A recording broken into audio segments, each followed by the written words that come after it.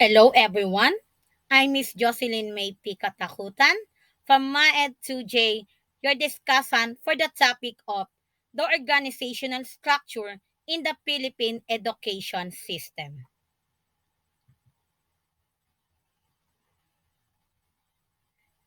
The DepEd, or the Department of Education, Management and Structure. To carry out its mandates and objectives, the department is organized into two major constructural components. These are the central office and the field offices.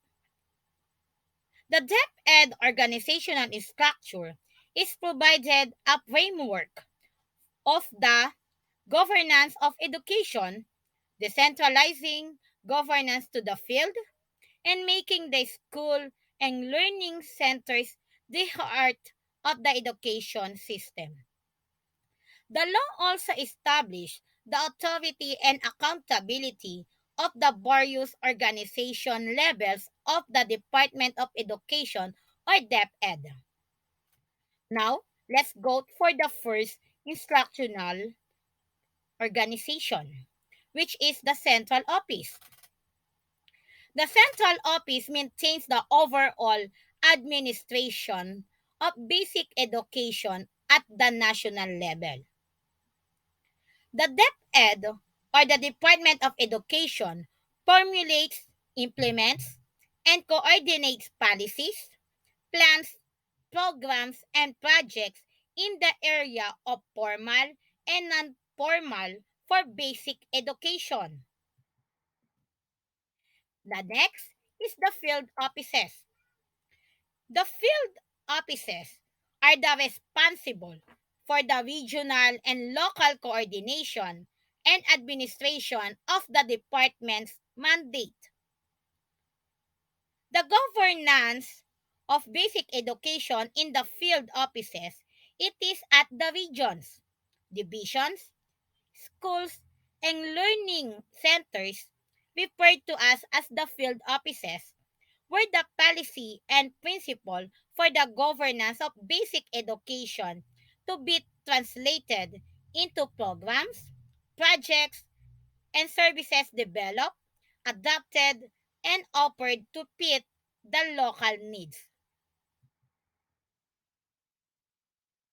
The RA 9155, also known as the Governance of Basic Education Act of 2001, the policy of the state is to protect and promote the right of all citizens to quality basic education and to make such education accessible to all by providing all Filipino children a free and compulsory education in the elementary level.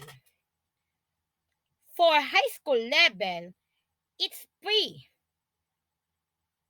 Such education shall also include the alternative learning system for its out of school youth and adult learners.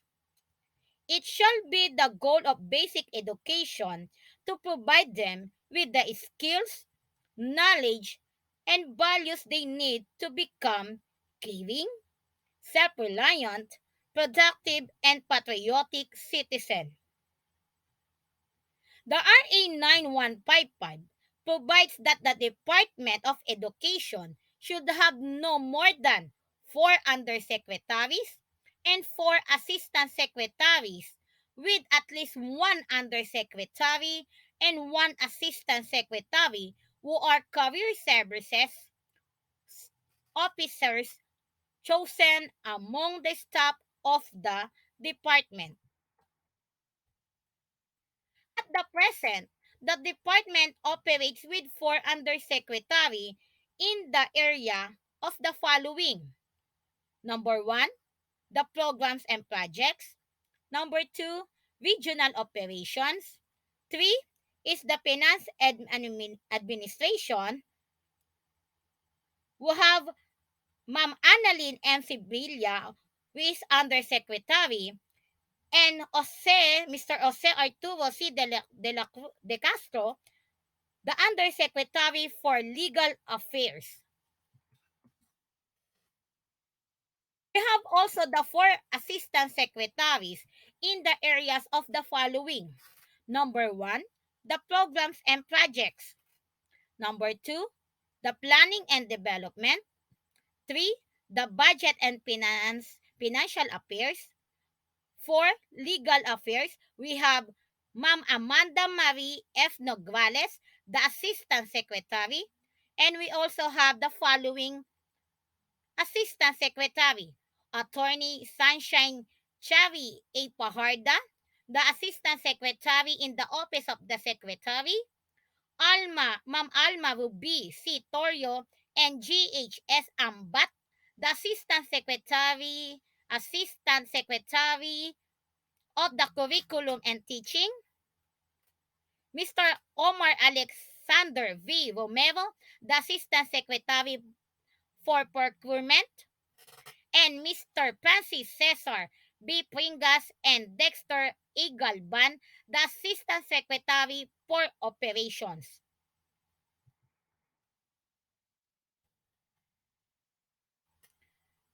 At the subnational level, the field offices consist of the following.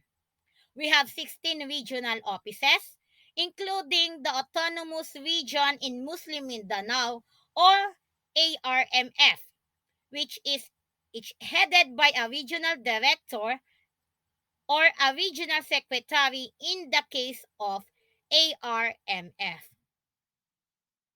And this is the organizational structure or organizational chart for the regional offices. Now let's go to the next topic.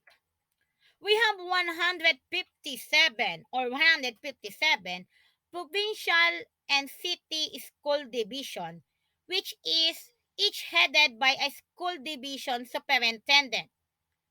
Assisting the school division offices are 2,227 school district and each headed by a district supervisor. In Caloocan, our school division superintendent is none other than the new school school division superintendent Dr. Jenilyn Rose B. Corpus Cesop 5. That is the new superintendent of Caloocan.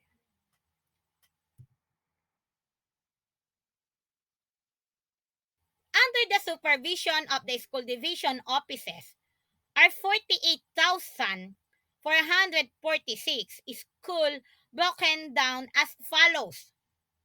Sobrang dami. 46,446 ang total school sa Pilipinas. We have 40,763 for elementary school, where 36,234 in public school, and 4,529 for private school, while 7,683 in secondary school were 4,422 in public school and 3,261 in private school.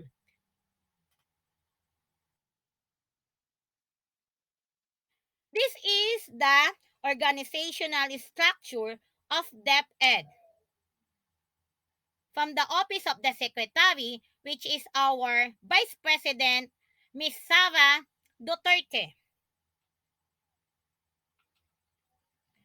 At the present, the department operates with four undersecretary in the areas of programs and projects, regional offices or regional operations, finance and administration, and legal affairs, with four assistant secretary in the areas of program and projects, planning and development, and budget and financial affairs. The Governance of Basic Education Act of 2001, which established the state policy shall protect and promote the right of all citizens to quality basic education and make education accessible to all by providing all Filipino children free and compulsory education at elementary level and free education at high school level. Were a bill transforming the name of the Department of Education, Culture, and Sport or DEX to be the Department of Education or DepEd, and redefining the role of field offices in regional offices, division offices, district offices, and for schools. Now let's go for implementing the rules and regulation principles. The first rule and regulation principles: the Department of Education must serve the students and the teachers, its primary constituents. The next, the principal, school administrators, and teacher in charge must exercise the instructional leadership and sound administrative management of the school. The third, the school is the heart of the formal education system. And the last, the parents and the community shall be encouraged for active involvement like the Brigada Eskwela.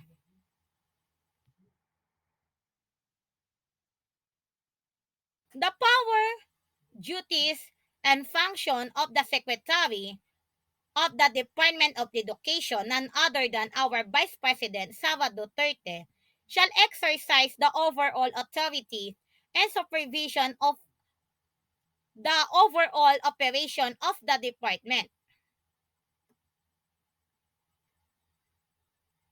The Secretary of Education shall have authority, accountability, and responsible for the following. First, formulating the National Educational Policy. 2. Formulating a National Basic Education Plan. 3. Promulgating national educational standards. 4. Monitoring and assessing national learning outcomes. 5. Undertaking the national educational research and studies. 6. Enhancing the employment status, professional, professional competence, welfare, and working condition of all personnel of the department. Kung saan nga po nagbabanga ng memo, kung saan nasa principal o school head kung pwede magsuspinde according sa heat index ng Pilipinas sa sobrang init nga po ngayon. 'Di ba? Nagkaroon ng authority ang mga principal. And the number 7, enhancing the total development of the learners to the local and national programs and or the projects. And that is my topic for the department instructional. Thank you and God bless.